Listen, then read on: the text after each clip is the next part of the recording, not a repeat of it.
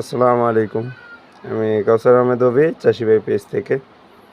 আমার ছাদ বাগানের ব্যানানা ম্যাঙ্গো আম দেখতেই পাচ্ছেন, কত সুন্দর কালার আসছে।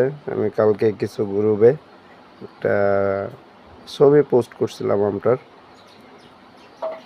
তো আমি ভাবছিলাম এই যে এই সাইডটা একটু সবুজ আছে, পুরো আমটা মানে কালার আনানোর চেষ্টা করছিলাম। গতকালকে রাত্রেও আমি দেখে আমটা আমি পারি নাই, বললাম যে কালার আসুক পুরাটা।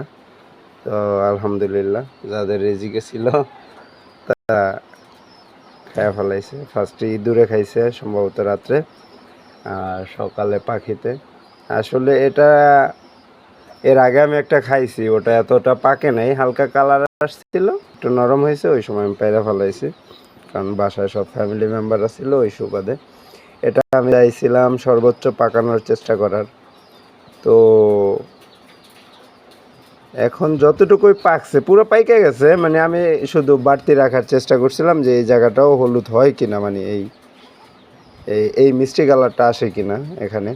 তো ওটার জন্য ওয়েট করতেছিলাম, কিন্তু এর আগে পাখিতে খেয়ে ফেলাইছে ইঁদুরে। কিন্তু আমটার যে কি পরিমাণ ঘ্রাণ আর কি, মাথা নষ্ট করা। এর আগে মানে আমি যেটা খাইছি ওটা অতটাও ঘ্রাণ ছিল না। আরেকটা বড় বিষয়, এখন মোটামুটি আমাদের দেশ গ্রামে সকল আম শেষ, কিন্তু ব্যানানা ম্যাঙ্গোটা এখনও আমার ছাদে আরও একটা আছে। দুইটা আম ছিল, একটার এই অবস্থা আপনারা দেখতে পাচ্ছেন, আর একটা এখনও ছাদে আছে। আলহামদুলিল্লাহ, এই আপডেটটা দেওয়ার জন্য ভিডিওটা করা। অনেক আশা নিয়ে আমরা রাখছিলাম, বাট যার রিজিকে ছিল সে কিছুটা খাইয়া গেছে এখান থেকে।